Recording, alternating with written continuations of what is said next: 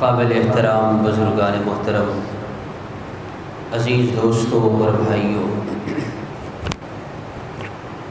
نیا اسلامی سال شروع ہو چکا ہے اور نئے اسلامی سال کی ابتدا محرم الحرام کے مہینے سے ہوتی ہے۔ محرم کا مہینہ بھی بابرکت مہینوں میں سے ایک مہینہ ہے۔ اللہ کے پیارے نبی صلی اللہ علیہ وسلم نے اس مہینے کے متعلق ارشاد فرمایا، شہر اللہ المحرم، اللہ جل جلالہ کا خاص مہینہ یہ محرم کا مہینہ ہے۔ ویسے تو سارے دن، سارے ایام، سارے مہینے اور سارے سال اور سارا وقت اللہ کا ہے، لیکن ان الفاظ کے ذریعے حضور پاک صلی اللہ علیہ وسلم نے اس مہینے کی اہمیت کو بیان فرمایا۔ پھر اس مہینے کی ابتدا یکم محرم سے ہوتی ہے، سال کی ابتدا بھی یکم محرم سے ہوتی ہے۔ یکم محرم الحرام خلیفہ ثانی امیر المؤمنین سسر نبی صلی اللہ علیہ وسلم داماد علی رضی اللہ تعالی عنہ سیدنا عمر ابن خطاب رضی اللہ تعالی عنہ کی شہادت کا دن ہے۔ یکم محرم کو آپ رضی اللہ تعالی عنہ اس دنیا سے پردہ فرما گئے۔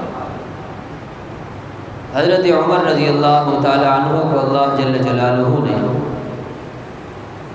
چند ایسی امتیازی خصوصیات سے نوازا ہے جو آپ کے صحابہ کرام میں سے کسی کو حاصل نہیں ہے۔ ہر پھول کی اپنی خوشبو ہوتی ہے، تو بعض صحابہ کو اللہ جل جلالہ نے دوسرے بعض پر جزوی خصوصیات اور فضیلتیں بھی عطا فرمائیں۔ حضرت عمر ابن خطاب رضی اللہ تعالی عنہ وہ صحابی رسول ہیں جن کے متعلق حضور پاک صلی اللہ علیہ وسلم نے بہت بڑی بات ارشاد فرمائی۔ وہ یہ کہ آپ نے فرمایا، ترمذی شریف کی روایت ہے، لو کان بعدی نبی لکان عمر بن الخطاب، اگر میرے بعد کوئی نبی ہوتا تو وہ عمر بن خطاب ہوتا۔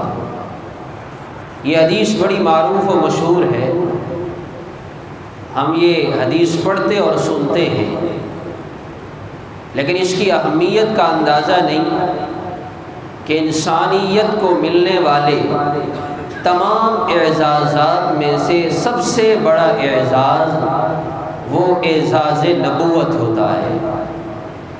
اللہ تعالیٰ کے تمام بندوں میں سے اور پھر ان کو ملنے والے تمام اعزازات میں سے سب سے بڑا اعزاز یہ ہوتا ہے کہ اللہ کسی انسان کو نبوت اور رسالت عطا فرما دے۔ حضور پاک صلی اللہ علیہ وسلم نے فرمایا، اگر میرے بعد کوئی نبی ہوتا، اگر یہ سلسلہ چلتا تو عمر ابن خطاب میں وہ خصوصیات اور صلاحیات میں دیکھ رہا ہوں کہ عمر بن خطاب کو اللہ نبوت عطا فرماتے۔ حضرت عمر ابن خطاب رضی اللہ تعالی عنہ کے متعلق آپ علیہ الصلوۃ والسلام نے ارشاد فرمایا، اللہم اعز الاسلام بعمر بن الخطاب، اے اللہ دین اسلام کو عمر بن خطاب کے ذریعے عزت عطا فرما۔ دین اسلام کی ترویج کے لیے، اسلام کی تبلیغ و اشاعت کے لیے اور غلبہ اسلام کا جو عملی نمونہ امت کے سامنے آیا وہ سیدنا عمر ابن خطاب رضی اللہ تعالیٰ عنہ کے زمانے میں تھا۔ اس کی ایک مثال تو یہ ہے کہ آپ علیہ الصلوۃ والسلام کے مبارک زمانے میں چند لوگ ایسے تھے جو نو مسلم تھے، جو نئے نئے مسلمان ہوتے تھے، تو مال غنیمت میں سے انہیں بھی حصہ دیا جاتا تھا۔ زکوٰۃ اور صدقات انہیں بھی دیے جاتے تھے۔ ان کا نام قرآن میں رکھا گیا ہے مؤلفہ قلوب، تالیف قلب کے لیے۔ ان کا کچھ تعاون ہوتا تھا تاکہ ابھی اسلام کا اول زمانہ ہے، یہ لوگ دین اسلام پر ثابت قدم رہیں، تو ان کو وظیفہ ملتا تھا تاکہ وہ اسلام پر قائم رہیں۔ لیکن غلبہ اسلام کی جب عملی شکل سامنے آئی، حضرت عمر ابن خطاب رضی اللہ تعالیٰ عنہ کا زمانہ آیا تو آپ رضی اللہ تعالیٰ عنہ نے یہ سلسلہ ختم فرما دیا اور ایک جملہ ارشاد فرمایا، جو جملہ غلبہ اسلام کی عملی شکل ہے، کہ اللہ نے قرآن کریم میں فرمایا هو الذی ارسل رسولہ بالہدی، اللہ نے اپنے محبوب کو وہ دین دے کر بھیجا، ودین الحق، دین حق دے کر بھیجا، لیظہرہ علی الدین کلی، کہ جو دین اسلام سارے دینوں پر غالب آئے گا۔ اس کی عملی شکل حضرت عمر رضی اللہ تعالیٰ عنہ کے زمانے میں ہوئی۔ فرمایا کہ وہ ابتدائی زمانہ تھا جب تمہیں پیسہ مال دیا جاتا تھا تاکہ تم دین اسلام پر جمے رہو، اور غربت اور فقر کی وجہ سے، تنگ دستی کی وجہ سے اسلام کو چھوڑ نہ دو۔ اب اللہ نے دین اسلام کو غلبہ عطا فرمایا ہے، اب اسلام کو تمہاری نہیں، تمہیں اسلام کی ضرورت ہے۔ اب اسلام کو تمہاری ضرورت نہیں ہے، اب اللہ نے اسے غلبہ دے دیا، اب تمہیں اسلام کی ضرورت ہے۔ لہذا آج کے بعد تو تمہیں مال ملتا تھا، دین اسلام پر ثابت قدم رہنے کے لیے، تمہاری دل جوئی کے لیے یہ ختم ہے، کیونکہ اب اللہ نے دین اسلام کو غلبہ دے دیا۔ حضرت عمر ابن خطاب رضی اللہ تعالیٰ عنہ نے جہاں اور بہت سے تجدیدی کارنامے سر انجام دیے، بہت سارے انتظامات اور انتظامی امور ان کے دور خلافت میں وجود میں آئے، ان میں ایک اہم کام یہ بھی تھا کہ جو لوگ چوکوں چوراہوں پر، شاہراہوں پر لوگوں کے سامنے دستے سوال دراز کرتے اور مانگا کرتے، جسے ہم کہتے ہیں بھیک مانگتے تھے، حضرت عمر رضی اللہ تعالیٰ عنہ نے اپنے دور خلافت میں ان مانگنے والوں پر پابندی لگا کر ان پر یہ حکم صادر فرمایا کہ تم گھروں میں بیٹھو، یوں در در بھیک مانگنے کی ضرورت نہیں ہے، بلکہ تمہارا وظیفہ تمہیں گھر بیٹھے ملے گا۔ حضرت عمر ابن خطاب رضی اللہ تعالیٰ عنہ وہ صحابی رسول ہیں، نبی کریم صلی اللہ علیہ وسلم نے جن کے متعلق ارشاد فرمایا کہ پچھلی قوموں میں بعض لوگ ایسے ہوتے ہیں جو ملہم ہوتے ہیں، جن کے دل میں اللہ الہام کرتے ہیں، جن کے دل میں اللہ وہ باتیں ڈالتے ہیں جو عین حق ہوتی ہیں۔ اگر میری اس امت میں کوئی ملہم ہے تو وہ عمر ابن خطاب ہے۔ حضرت عمر ابن خطاب رضی اللہ تعالی عنہ نے بہت سارے مواقع پر 16 یا 17 مواقع ایسے ہیں حضرت عمر رضی اللہ تعالی عنہ نے مشورہ دیا، اللہ نے حضرت عمر کے مشورے کو قرآن کی آیت بنا کر قرآن میں حکم نازل فرما دیا۔ یہ مقام ابراہیم جہاں آج ہے، اس کو یہاں متعین کرانے والے اور یہاں 2 رکعت نماز جو واجب ہے ہم پڑھتے ہیں طواف کے بعد، یہ حضرت عمر رضی اللہ تعالی عنہ کی خواہش پر اللہ نے واجب فرمائے۔ عورتیں پردے کا حکم نہیں تھا، حضرت عمر رضی اللہ تعالی عنہ کی غیرت نے گوارا نہ کیا، عرض کیا یا رسول اللہ عورتوں کے لیے پردے کا حکم ہونا چاہیے۔ آپ نے فرمایا اے عمر، اللہ نے حکم نہیں دیا، میں کیسے حکم دے سکتا ہوں؟ اللہ نے پردے کی آیات نازل فرما کر عورتوں کو پردے کا حکم دیا۔ حضرت عمر بن خطاب رضی اللہ تعالی عنہ ایک مرتبہ مسجد نبوی میں تشریف لائے، سنن ابن ماجہ کی روایت ہے، اور سفید لباس پہنا ہوا تھا۔ آپ علیہ الصلوۃ والسلام نے دیکھ کر فرمایا اے عمر، ثیابک غسیل ام جدید؟ اے عمر، آپ کا یہ جو لباس ہے یہ نیا ہے یا پرانا ہے؟ پرانا دھلا ہوا ہے یا نیا لباس پہن کر آئے ہو؟ عرض کہ یا رسول اللہ غسیل، پرانا ہے، دھلوا کر پہن کر آیا ہو۔ آپ علیہ الصلوۃ والسلام نے اس موقع پر 3 دعائیں دیں اور 3 جملے ارشاد فرمایا۔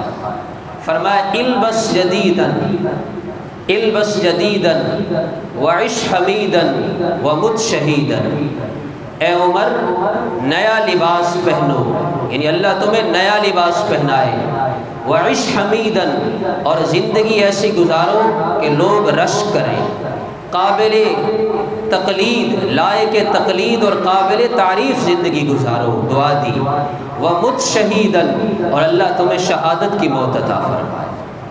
کتنے خوبصورت جملے، البس جدیدا اللہ تمہیں نئے کپڑے پہنائے، وعش حمیدا اللہ تمہیں قابل تعریف و لائق تقلید زندگی دے، ومت شہیدا اور اللہ تمہیں شہادت کی موت عطا فرمائے۔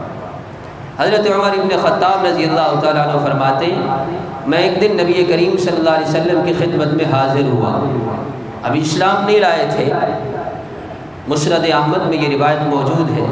فرمایا آپ صلی اللہ علیہ وسلم ایک گھر میں تشریف فرما تھے، میں آ کر آپ صلی اللہ علیہ وسلم کے سامنے بیٹھا، آپ نے یوں میرے کندھوں کو زور سے پکڑ کر فرمایا اسلم یا ابن الخطاب اللہم اہدی، اے خطاب کے بیٹے مسلمان ہو جا، اے خطاب کے بیٹے مسلمان ہو جا، اے اللہ عمر بن خطاب کو ہدایت عطا فرما۔ کہنے لگے جب میں نے یہ بات سنی میں نے کہا قلت اشہد ان لا الہ الا اللہ وانک رسول اللہ، میں گواہی دیتا ہوں کہ اللہ کے سوا کوئی معبود نہیں اور آپ اللہ کے رسول ہیں۔ فرمایا جب میں نے یہ بات کہی، میں نے کلمہ شہادت پڑھا تو کبر المسلمون، مسلمانوں نے نعرہ تکبیر بلند کیا، وسمعت من طرف مکہ اور اتنی زوردار اور بآواز بلند انہوں نے نعرہ تکبیر کہا کہ مکہ کی وادی اس نعرہ تکبیر سے گونج اٹھی۔ اور پھر میں نے نبی کریم صلی اللہ علیہ وسلم سے درخواست کی یا رسول اللہ السنا علی الحق، اسلام لائے اور لاتے ہی اسلام لاتے ہی جو پہلی درخواست تھی وہ کیا تھی؟ فرمایا میں نے عرض کیا یا رسول اللہ السنا علی الحق، کیا ہم حق پر نہیں ہیں؟ آپ نے فرمایا والذی بعثنی بالحق، اے عمر وہ ذات، اس ذات کی قسم جس نے مجھے حق دین حق دے کر بھیجا ہے، انکم علی الحق ان متنا و ان حیینا، اے عمر تم حق پر ہو، تم زندہ ہو تب بھی حق پر ہو، تم اس دنیا سے جاؤ گے بھی حق کے ساتھ جاؤ گے۔ تو پھر میں نے عرض کیا یا رسول اللہ اگر ہم حق پر ہیں فبم الاختفاء، تو پھر یہ چھپنا کیسا؟ پھر چھپ چھپ کر نماز پڑھنا اور چھپ چھپ کر دین کی دعوت دینا اور چھپ کر اللہ کی عبادت کرنا کیسا؟ اگر ہم حق پر ہیں تو ہم اعلان یہ کریں گے والذی بعثک بالحق، وہ ذات جس نے آپ کو مبعوث برحق فرمایا، لتخرجن، اللہ کی قسم آج آپ ضرور بالضرور نکلیں گے اور ہم مسجد حرام میں جا کر اکٹھے نماز پڑھیں گے۔ آپ نے فرمایا اے عمر کیا کہہ رہے ہو؟ تو حضرت عمر رضی اللہ تعالیٰ عنہ نے عرض کیا یا رسول اللہ نہیں، عمر اسلام لے آئے اور اللہ کی عبادت چھپ چھپ کر ہو یہ میری غیرت برداشت نہیں کرتی، آج کی نماز مسجد حرام میں ہوگی۔ فرماتے ہیں ہم نے 2 قطاریں بنائیں، 2 لائنیں بنی، درمیان میں نبی کریم صلی اللہ علیہ وسلم تھے، ایک قطار اس کی سپہ سالاری یعنی اس قطار کا امیر، اس کے آگے حضرت حمزہ تھے، اور دوسری لائن اور قطار اس کے سامنے کا جو شخص تھا وہ میں تھا، یعنی ایک قطار کا قائد میں تھا، ایک لائن اور قطار کے قائد حضرت حمزہ تھے، دونوں بڑے بہادر آدمی، اور ہم یوں نبی کریم صلی اللہ علیہ وسلم کو لے کر کے چلے، لہو قدید کقدید الطحین، فرمایا جس راستے سے ہم جا رہے تھے دور دور تک گرد و غبار اڑتی ہوئی محسوس ہو رہی تھی۔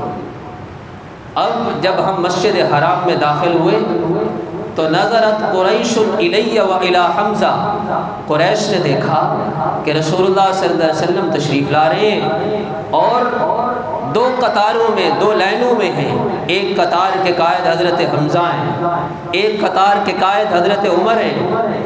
تو فرمایا حضرت عمر نے ان پر اس حالت کو دیکھ کر ایسی مصیبت ٹوٹی کہ شاید اس سے پہلے ایسی کوئی مصیبت ان پر نہیں اتری ہوگی۔ اور ہم گئے اور ہم نے مسجد حرام میں جا کر کے نماز ادا کی۔ اس کو نبی کریم صلی اللہ علیہ وسلم نے مانگا، اللہم اعز الاسلام بعمر بن الخطاب، اے اللہ دین اسلام کو عمر بن خطاب کے ذریعے غلبہ عطا فرما۔ تو حضرت عمر رضی اللہ تعالیٰ عنہ کی ذات گرامی، ان کے بڑے فضائل احادیث مبارکہ کے اندر موجود ہیں۔ بخاری شریف کی روایت ہے، آپ علیہ الصلوۃ نے فرمایا میں نے خواب دیکھا، صحابہ سے فرمایا میں نے خواب دیکھا دودھ کا ایک برتن لایا گیا اور پھر میں نے وہ دودھ کا برتن سے دودھ پینا شروع کیا۔ میں نے اتنا دودھ پیا کہ اس دودھ کے آثار مجھے اپنے ناخنوں میں محسوس ہوئے، یعنی میرا جسم اس دودھ سے بھر گیا، دودھ پھر بھی بچ گیا۔ پھر میں نے وہ اپنا بچا ہوا دودھ حضرت عمر رضی اللہ تعالیٰ عنہ کو دیا، عمر نے وہ دودھ پیا۔ خواب کس نے دیکھا؟ رسول اللہ صلی اللہ علیہ وسلم۔ تو صحابہ نے عرض کیا یا رسول اللہ فما اولت یا رسول اللہ، یا رسول اللہ پھر اس خواب کی تعبیر کیا ہے؟ آپ نے فرمایا العلم، یہ جو دودھ میں نے پیا ہے اس کی تعبیر علم ہے۔ اللہ نے مجھے علم کا وافر حصہ عطا فرمایا اور میرے علم کا کچھ حصہ اللہ نے عمر بن خطاب کو بھی عطا فرمایا۔ حضرت عمر رضی اللہ تعالی عنہ وہ عظیم شخصیت ہے جنہیں نبی کریم صلی اللہ علیہ وسلم نے اپنی ذات کے لیے دعا کا حکم دیا۔ یہ خصوصیت کسی صحابی کو حاصل نہیں ہے۔ حضرت عمر رضی اللہ تعالی عنہ نبی کریم صلی اللہ علیہ وسلم کی خدمت میں حاضر ہوئے، عرض کیا یا رسول اللہ میں عمرے کے لیے جانا چاہتا ہوں۔ آپ مدینہ طیبہ میں تھے تو عمرہ کے لیے مکہ مکرمہ جانا چاہتے تھے۔ عرض کیا یا رسول اللہ مجھے اجازت دیجیے، میں مکہ مکرمہ عمرہ کرنے جانا چاہتا ہوں۔ آپ نے فرمایا یا اخی اے میرے بھائی، دو جملے فرمائے، اشرکنا فی صالح دعائک ولا تنسنا، اے میرے بھائی اپنی نیک دعاؤں میں مجھے بھی شریک رکھنا۔ اللہ اکبر، اپنی نیک دعاؤں میں مجھے بھی شریک رکھنا، پھر اتنی نہیں ولا تنسنا، اور مجھے بھلا نہ دینا اپنی دعاؤں میں۔ آپ وہاں جا رہے ہو عمرے کے لیے، مکہ مکرمہ جاؤ گے، طواف کرو گے اور مقامات مقدسہ پر جاؤ گے، تو جہاں دعائیں کرنی ہے وہاں مجھے بھی اپنی دعاؤں میں شریک رکھنا اور مجھے اپنی دعاؤں سے بھلا نہ دینا۔ حضرت عمر فرماتے ہیں اللہ کی قسم مجھے ما طلعت علیہ الشمس، مجھے پوری دنیا مل جاتی مجھے اتنی خوشی نہ ہوتی جتنی خوشی مجھے حضور پاک صلی اللہ علیہ وسلم کے اس جملے سے ہوئی کہ آپ مجھے فرما رہے ہیں کہ اے عمر مجھے دعاؤں میں یاد رکھنا اور مجھے دعاؤں سے بھلانا نہیں۔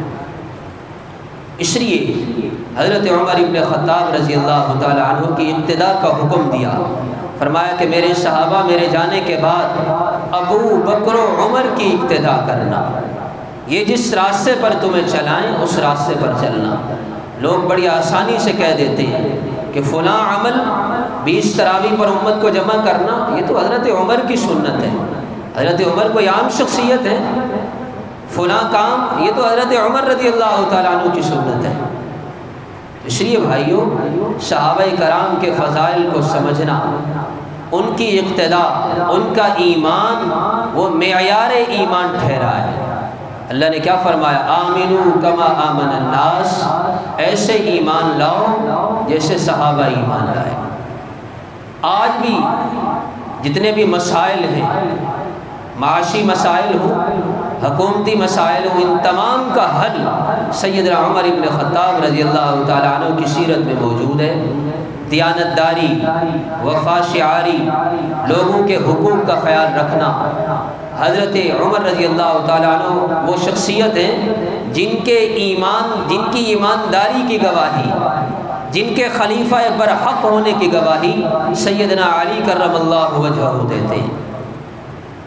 ایران کی لڑائی، ایران کو فتح کرنے کے لیے حضرت سعد ابن ابی وقاص رضی اللہ تعالیٰ عنہ کو بھیجا، حضرت عمر رضی اللہ تعالیٰ عنہ نے سپہ سالار بنا کر فتح ہو گیا ایران، اور انہوں نے مال غنیمت حضرت عمر رضی اللہ تعالیٰ عنہ کے پاس بھیجا اور ساتھ میں ایک خط بھی روانہ کیا، اور اس خط میں یہ لکھا تھا کہ امیر المومنین، یہ مال غنیمت ان جگہوں سے جمع کیا گیا ہے، سپاہیوں نے اور مجاہدوں نے یہ مال ان جگہوں سے جمع کیا ہے جہاں انہیں اللہ کے علاوہ کوئی دیکھنے والا نہیں تھا، اللہ کے علاوہ انہیں کوئی دیکھنے والا نہیں تھا۔ لیکن میں قسم کھا کر کہتا ہوں، ایک سپاہی نے ایک سوئی کے برابر بھی بددیانتی نہیں کی۔ جو کچھ ان کو ملا انہوں نے جمع کر کے آپ کی طرف روانہ کر دیا۔ حضرت عمر رضی اللہ تعالی عنہ نے جب یہ بات سنی تو آنکھوں سے آنسو جاری ہو گیا اور فرمایا، اچھا میری رعایا اتنی دیانتدار ہو گئی، میرے ماتحت سپاہی اور میری قوم، میری رعایا، میری عوام اتنی دیانتدار ہو گئی کہ اللہ کے علاوہ کوئی دیکھنے والا نہیں، تب بھی وہ ایک سوئی کے برابر بھی بددیانتی نہیں کرتے۔ حضرت علی رضی اللہ تعالیٰ عنہ کھڑے تھے، یوں کندھے پر ہاتھ رکھا، فرمایا، عمر لقد عفت وقد عفت الرعیہ، اے عمر جیسے آپ خود پاک باز، پاک دامن اور دیانتدار ہیں، آپ کی دیانتداری کا اثر آپ کی رعایا اور عوام پر بھی پڑا ہے۔ یہ ان کا کمال نہیں کہ انہوں نے بددیانتی نہیں کی، یہ آپ کا کمال ہے۔ جب خلیفہ اور امیر اور حاکم آپ جیسا ہو تو پھر عوام اور رعایا اور سپاہی بددیانتی کیسے کریں؟ تو حضرت علی کی یہ شہادت ہے رہتی دنیا تک حضرت عمر رضی اللہ تعالیٰ عنہ کے لیے کہ آپ خلیفہ برحق بھی ہیں اور آپ عادل اور دیانتدار حکمران ہیں۔ اور اسی طرح اس محرم کے مہینے کے چند فضائل بھی ہے، مختصراً عرض یہ ہے کہ 10 محرم کو روزہ رکھنا یہ مستحب عمل ہے۔ حضور پاک صلی اللہ علیہ وسلم نے 10 محرم کا روزہ رکھا اور آپ علیہ الصلوۃ والسلام نے فرمایا، اگر اللہ نے مجھے موقع دیا تو آئندہ سال ہم اس ایک روزے کے ساتھ ایک اور روزہ بھی ملائیں گے، اس لیے 2 روزے رکھے جائیں، 9 یا 10، 9 اور 10 ملا کر یا 10 اور 11 ملا کر، یہ مستحب عمل ہے۔ اور اس کی فضیلت حضور پاک صلی اللہ علیہ وسلم نے فرمایا، جو اس 2 دنوں کے روزے رکھے گا اللہ جل جلالہ اس کے 1 سال گزشتہ کے گناہ معاف فرما دیں گے۔ اما عائشہ فرماتی ہیں، بخاری شریف کی روایت ہے کہ جب ہم مدینہ آئے تو ہم نے دیکھا کہ یہود اس دن کا روزہ رکھتے تھے، کیونکہ بنی اسرائیل کو اس دن فرعون کے مظالم سے نجات ملی تو وہ اس کے شکرانے میں روزہ رکھتے تھے۔ تو آپ نے فرمایا، ہم تو زیادہ شکرانے کے حقدار ہیں، لہٰذا ہم 2 دن روزہ رکھیں گے، 9-10 یا 10-11۔ اس لیے صرف 10 محرم کا روزہ رکھنا فقہا نے اسے مکروہ قرار دیا ہے۔ ایک تو یہ عمل ہے روزہ رکھا جائے 9-10 کا یا 10-11 کا، اور دوسرا خاص عمل یہ ہے، حضرت ابن مسعود رضی اللہ تعالیٰ عنہ کی روایت ہے، من وسع علی عیالہ یوم عاشوراء وسع اللہ علیہ فی السنۃ کلھا، جو 10 محرم کے دن اپنے اہل و عیال پر خرچے میں وسعت کرے گا، یعنی عام معمول سے زیادہ خرچ کرے گا، اللہ اس ایک دن پہ زیادہ خرچ کرنے کی برکت سے پورا سال اس کی روزی کو وسیع فرما دے۔ تو اس لیے معتدل محدثین نے اس حدیث کو قابل عمل قرار دیا ہے۔ تو یہ خاص 2 عمل ہیں، 9-10 کا یا 10-11 کا روزہ ہو، اور 10 محرم کے دن خرچے میں اہل و عیال پر خرچ کرنے میں وسعت کی جائے۔ اللہ تعالیٰ ہم سب کو تمام صحابہ کرام کی محبت عطا فرمائے۔